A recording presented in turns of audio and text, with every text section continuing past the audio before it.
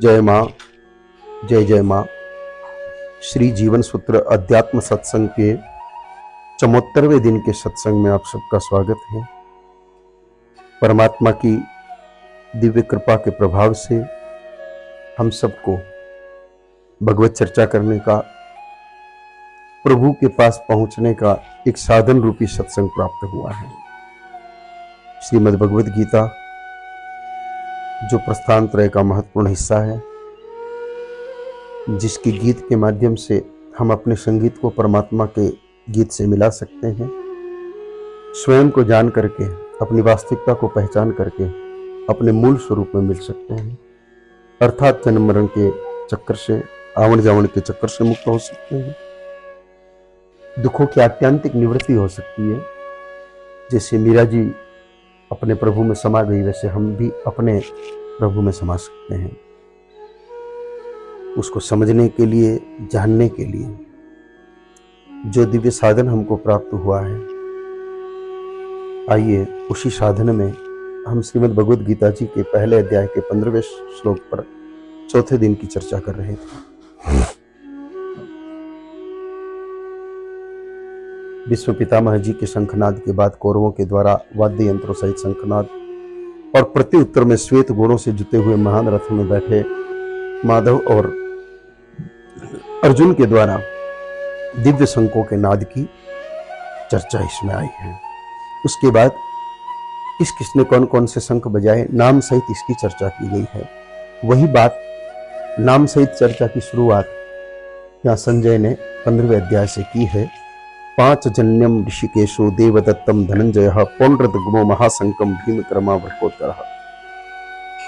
यहाँ ऋषिकेश यानी कि भगवान श्री कृष्ण, ऋषिकेश यानी कि जिनका इंद्रियों पर नियंत्रण है, ऋषिकेश यानी कि जो अपने अंतः में रमण करते हैं,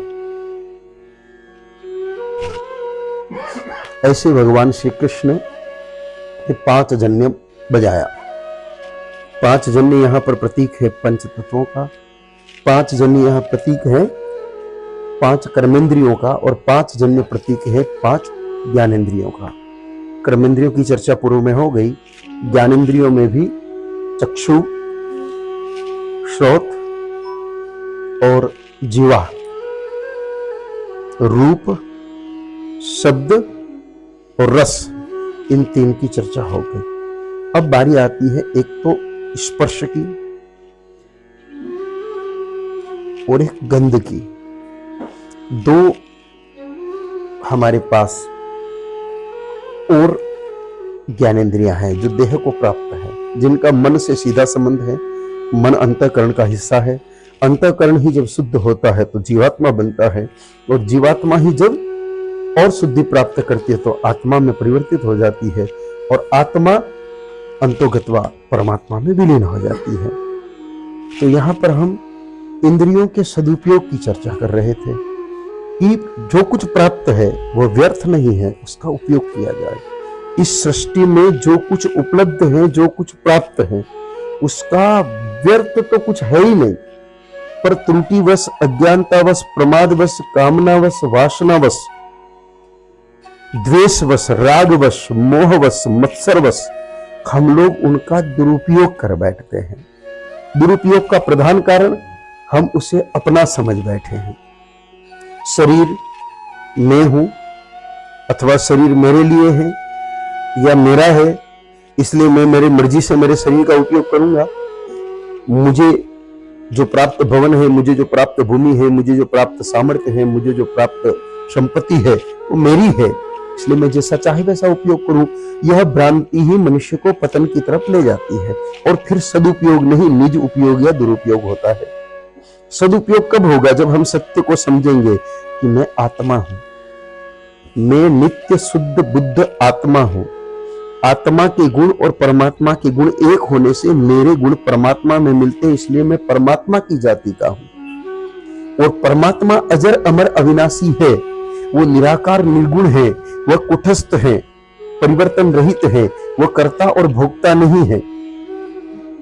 इसलिए मैं शरीर नहीं हो सकता, क्योंकि शरीर कर्ता भोगता है। शरीर अजर अमर अविनाशी नहीं है, ये तो नाशवान है, जड़ है और मरने वाला है। शरीर परिवर्तनशील है, यह जन्म लेता है, बढ़ता है, रुग्ण होता है, नष्ट हो जाता है। इसलिए मेरे गुण शरीर के गुण से अलग है, इसलिए मैं शरीर नहीं हूं। शरीर तो मुझे संसार में आने पर मिला है, मां के गर्भ में आने के बाद मिला है। अच्छा, ये बात तो हम सब जानते हैं कि जीव गर्भ में आता है, जानते हैं कि नहीं जानते हैं? और शरीर तो बाद में आया। क्या शरीर पहले था?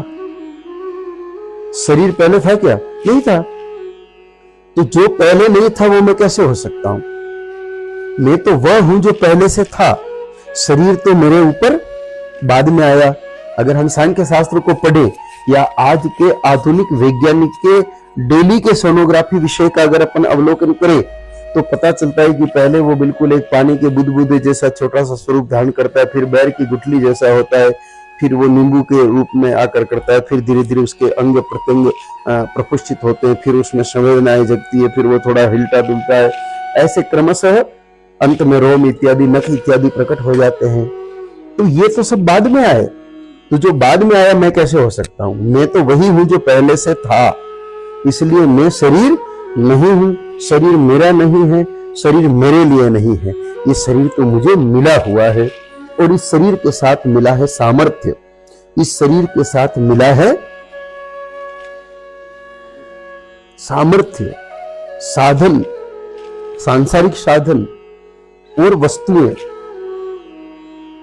ये जो मिली हुई चीजें होती हैं, इन सब का सदुपयोग करना होता है। मेरा हो तो मैं कैसे भी काम में लूं। अगर मेरी गाड़ी है तो मैं उसको तेज चलाऊं, तोड़ूं, फोड़ूं, कहीं भी ठोकूं, मेरी मर्जी। लेकिन अगर कोई गाड़ी मुझे मिली है, किसी ने दी है कि लो भाई ये संभालो, तो मुझे सावधानी से चलानी पड़ेगी कि नहीं?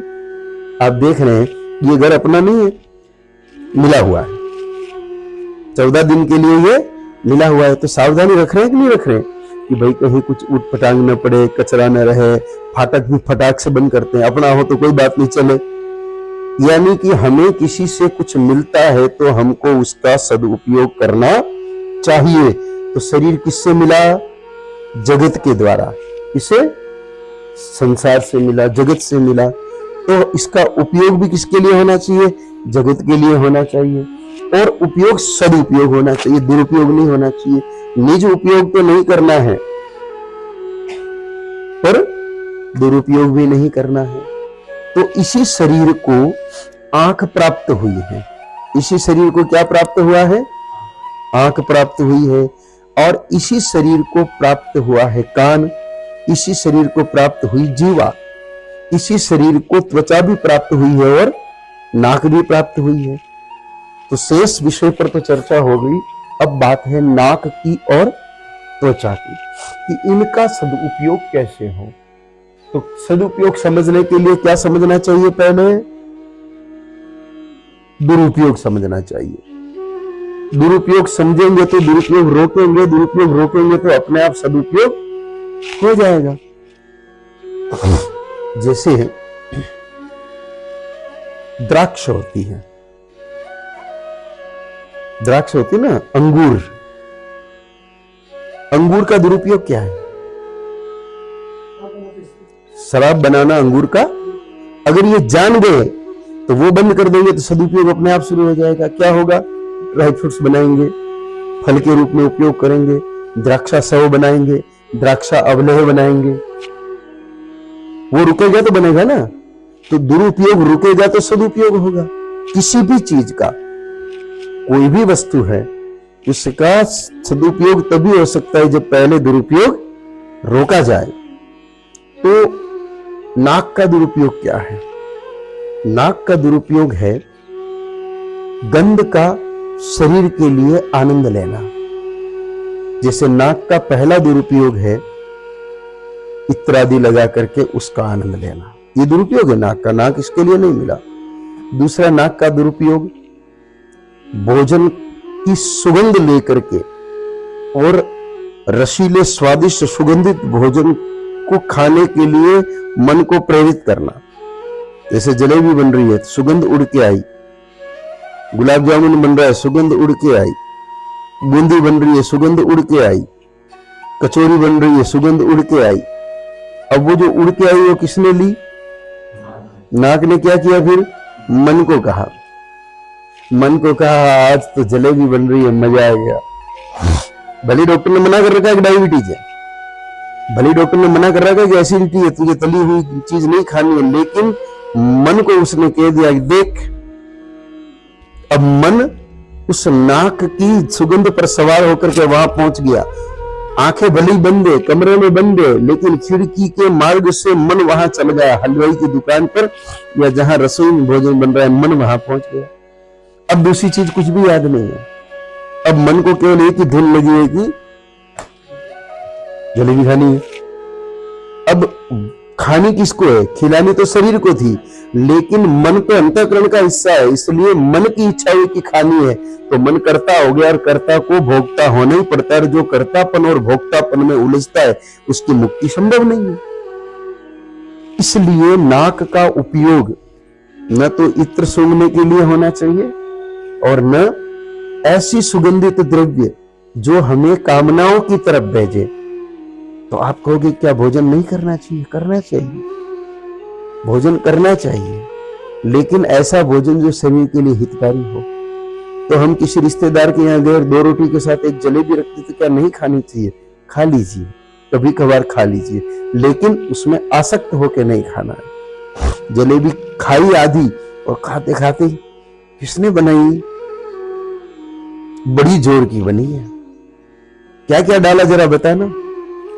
और वहां से रेसिपी पूछ करके आकर के घरवाली को सबसे पहले कहता है देखते हो कैसी बेकार जलेबी बनाती है, वो उसने इतनी अच्छी बनाई थी भी, अब ऐसी बनाना। मतलब इतना प्लानिंग कर लिया उस एक नाक ने, उस नाक ने इतना, अरे भाई आई तो भगवान का प्रसाद समझ करके खा लो, वहां तक ठीक है, लेकिन अब और बननी चाहिए। और उस चक्कर में अगर घरवाली तेज रही तो कहेगी जाओ वही खा लिया करो रोज। तो और क्या हो गया? संघर्ष। लौकिक जगत में भी संघर्ष हो गया और आध्यात्मिक जगत में भी नाता भगवान से टूट गया। तो ये गड़बड़ किसने की? नाक के दुरुपयोग ने। नाक की जो शक्ति है सूंघने की, उस शक्ति का हमने क्या किया? क्योंकि नाक स्वतः दुरुपयोग नहीं कर सकता अपना, नाक का काम है सूंघना, लेकिन आप सदुपयोग में सूंघते हो, दुरुपयोग में सूंघते हो, ये आपका अपना काम है। तो नाक का काम क्या होना चाहिए? नाक का काम ये होना चाहिए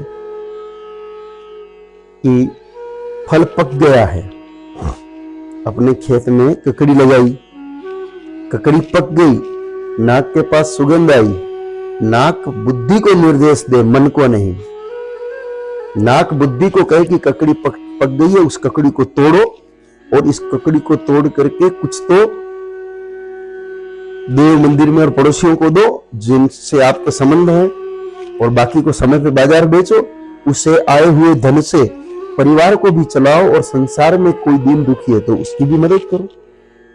ये नाक का सदुपयोग हुआ, क्योंकि जो हमें प्राप्त है उसकी भी रक्षा करनी है, और जो प्राप्त है उसके संबंधियों की भी रक्षा करनी है, और जो उसके विराट संबंधी है संसार उसकी भी रक्षा करनी है। तो नाक का उपयोग कोई वस्तु खराब न हो उसके लिए, पहला उपयोग। दूसरा उपयोग, कोई खराब हो गई है तो भी कौन पहचान करेगा? सबसे पहली पहचान कौन करता है? खाने की वस्तु के खराब होने की पहचान भी कौन करता है? खाने योग्य होने की पहचान भी नाक करता है, और खराब होने की पहचान भी।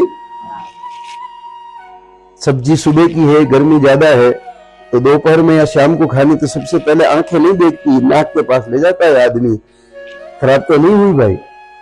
अगर खराब है तो उस खराब वस्तु से शरीर को बचाना है, और बुद्धि के माध्यम से औरों को भी बचाना है। कई लोग बड़े चतुर होते हैं, सब्जी खराब हो गई, जाओ भैंस को डाल दो, कि वो जीव नहीं है क्या? उसको भी तो शरीर है। खराब हो गई, आप नहीं खा सकते तो वो कैसे खाएगी? खा तो लेगी वो, क्षुधा के मारे, स्वाद परिवर्तन वाली वस्तु सामने आई है इस नाते खा लेगी, लेकिन रोग तो हो गई।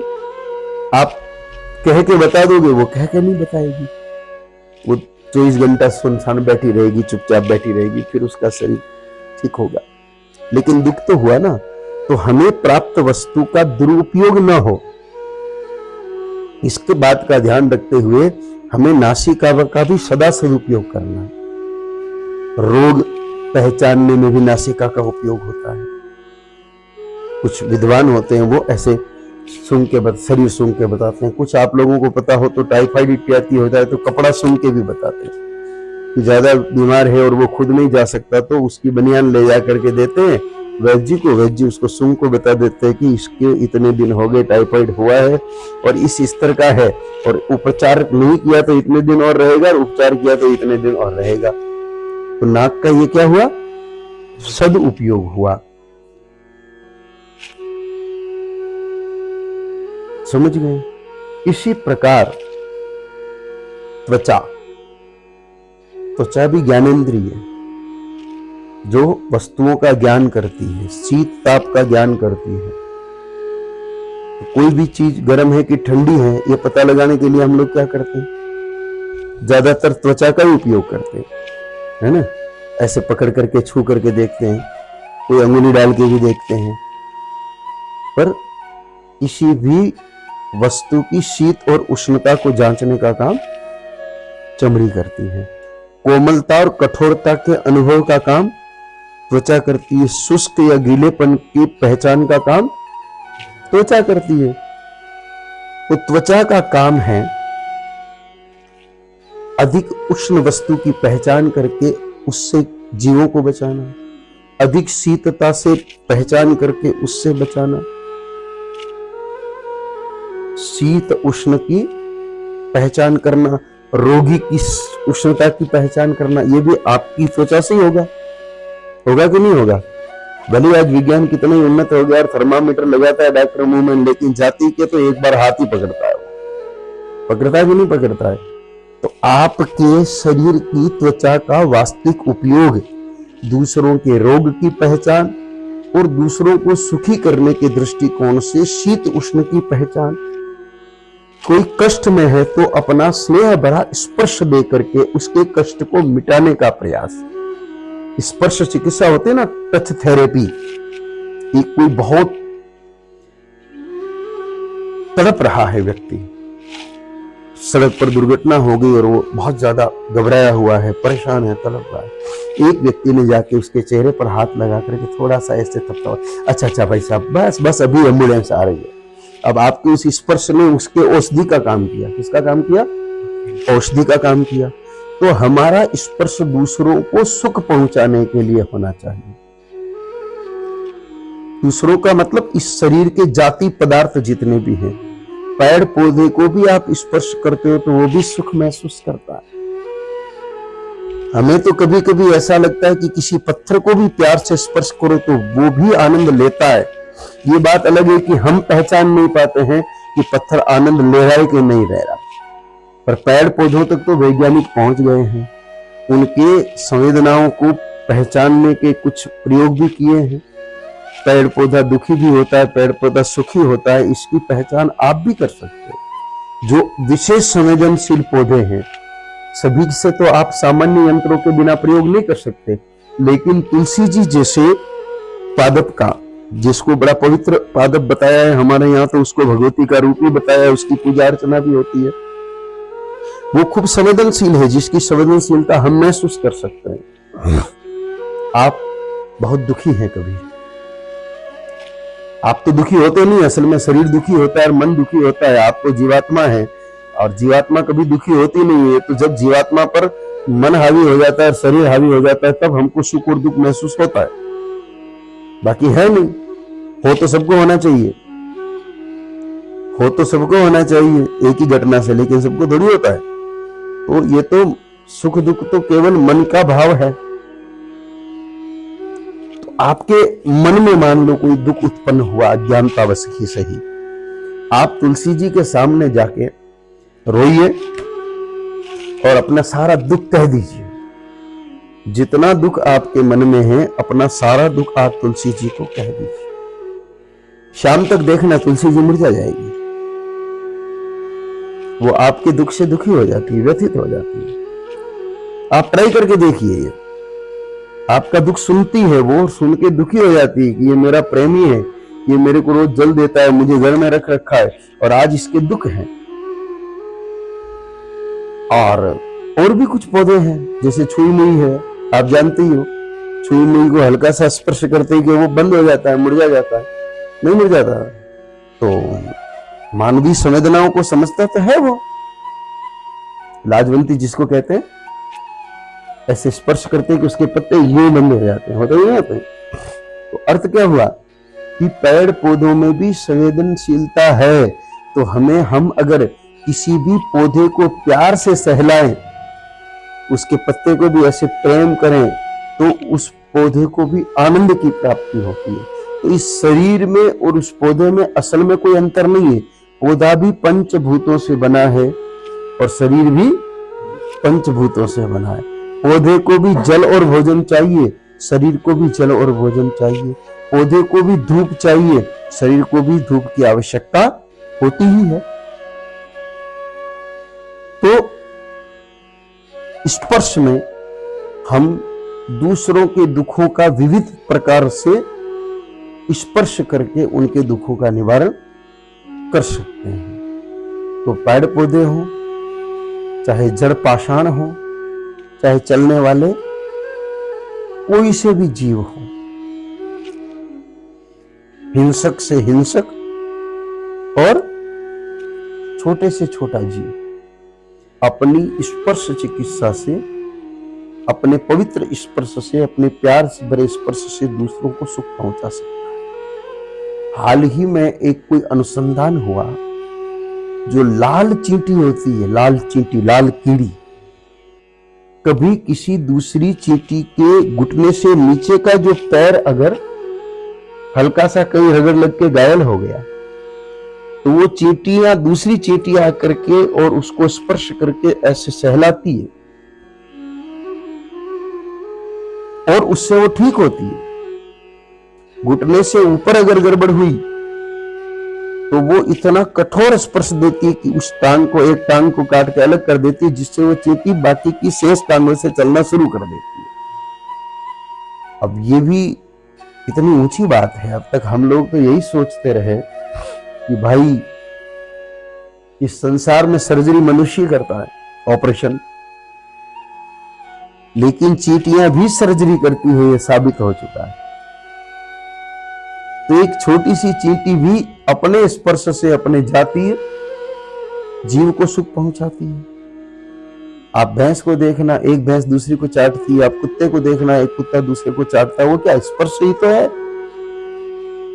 तो जब सामान्य जीव, जिनकी चेतनाएं बहुत अधिक नहीं है, जिनकी कलाएं बहुत अधिक नहीं है, जो ज्यादा नहीं समझते जानते, फिर भी वह स्पर्श के द्वारा स्नेह देते हैं और सबको स्पर्श से सुख मिलता है।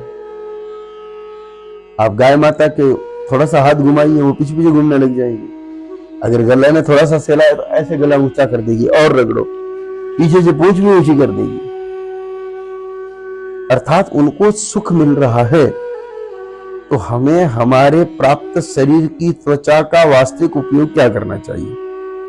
सनस्क्रीन लगा करके इसको धूप से बचाना चाहिए, कोल्ड क्रीम लगा के इसको ठंडी से बचाने में लगा रहना चाहिए, या और कोई चमकीले पदार्थ लगा के इसको चमक चमक दिखाना चाहिए, सिर्फ इसलिए मिली है, या इस त्वचा के द्वारा दूसरों को सुख पहुंचाने का हम प्रयत्न करें, उसके लिए मिली हुई है। ये अपने को तय करना पड़ेगा। अगर त्वचा इसलिए मिली है कि दूसरों को सुख पहुंचे, तो विशेष रूप से रोगियों के लिए, अबोध जीवों के लिए, छोटे बालकों के लिए, मंदमती जनों के लिए यह रामबाण की तरह काम करेगी। ये हमारे त्वचा का हो गया उपयोग, लेकिन ये कब होगा? जब हम इसका दुरुपयोग रोक देंगे तब होगा। तो त्वचा का दुरुपयोग क्या हो सकता है? त्वचा का दुरुपयोग दो ही हो सकते हैं। एक तो शरीर को मैं मान करके त्वचा के सौंदर्य को बढ़ाने में लगे रहना कि मैं सुंदर दिखूं, इसीलिए त्वचा को सुर्ख, कई लोग धूप में नहीं जाते हैं। ना ना भाई, धूप में जाएंगे तो टोन खराब हो जाएगी। क्या टोन ही बोलते हैं ना,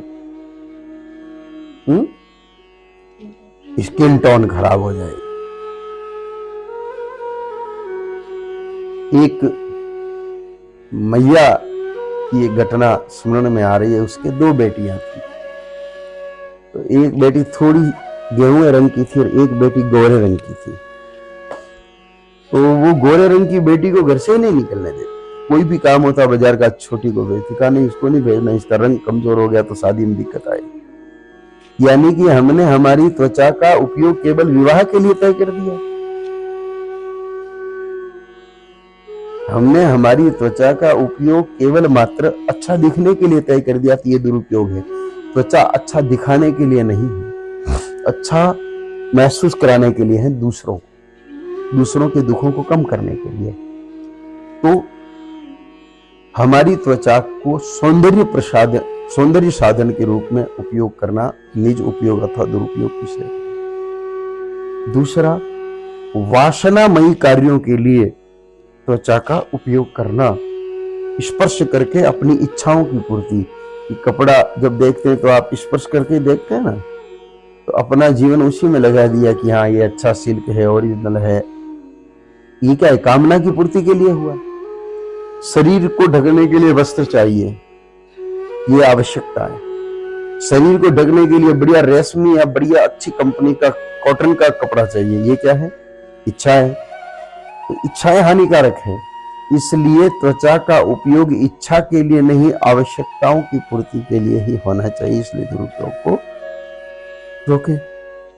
और जो सामान्य कामनाएं मानी गई है, उन कामनाओं में भी सामान्य तौर पर वासनाओं की पूर्ति में भी त्वचा का उपयोग करने का विधान है, जो कि हमारे लिए हितकर नहीं है।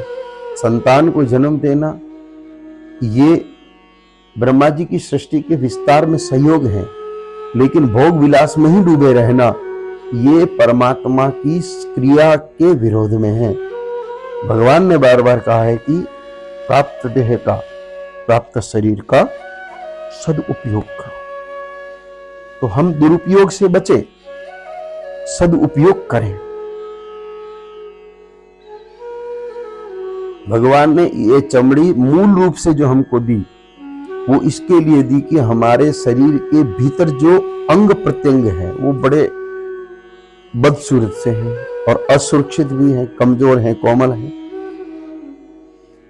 उन अंदर के अवयवों को सुरक्षित रखने के लिए हमें ये त्वचा दी है। अगर चमड़ा उधेर लो, अंदर का सारा चीजें दिखे और फिर आप सड़क पे चलोगे, कैसा दृश्य होगा आप अनुमान लगा सकते हैं। इसलिए ये चर्म हमें इसलिए प्रदान हुई कि इसमें रहने वाले प्रत्येक अंग की सुरक्षा हो जाए। साथ ही साथ इस देह के भीतर रहने वाले मल को भी छुपाया जा सके। शरीर में 1 मिनट पहले मूत्र था, शरीर के भीतर ही तो था, लेकिन मूत्र त्याग करते ही कि हमें को उससे कितनी नफरत हो जाती है। पैर पे छींटा लगता है, पैर धोते हैं, हाथ रगड़ के, तो धोना ही चाहिए, अशुद्धि नहीं होनी चाहिए। लेकिन विचार करिए, अगर ये त्वचा नहीं होती तो आप जी पाते? मूत्र बाहर आते कि जितनी नफरत होती है उतनी वैसी रहती। मल पेट में 20-20, 30-30 घंटा रहता है त्वचा से ढका हुआ, इसलिए हमको कुछ महसूस नहीं होता।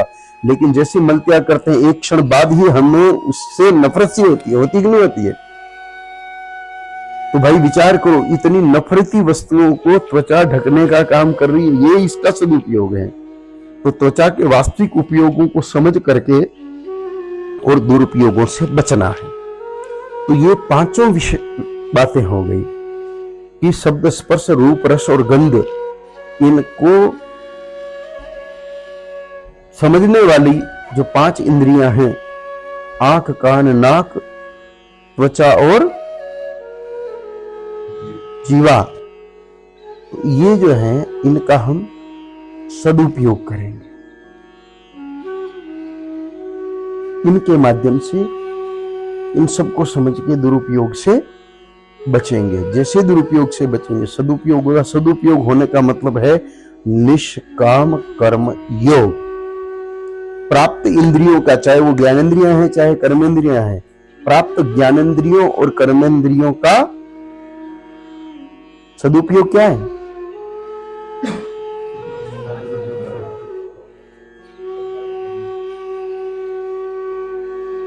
दूसरों का सहयोग करके निष्काम कर्म योग को अपने जीवन में धारण करना है, क्योंकि इनके बिना, कर्मेंद्रिय और ज्ञानेंद्रियों के बिना हम निष्काम कर्मयोग कर नहीं सकते। तो कामना न रखते हुए निष्काम भाव से हम अपने इन सभी अंगों का उपयोग करें। आज का समय तो पूर्ण हुआ, इसलिए आज की वार्ता को ये विराम देते हैं। जय मां, जय जय मां। ओम।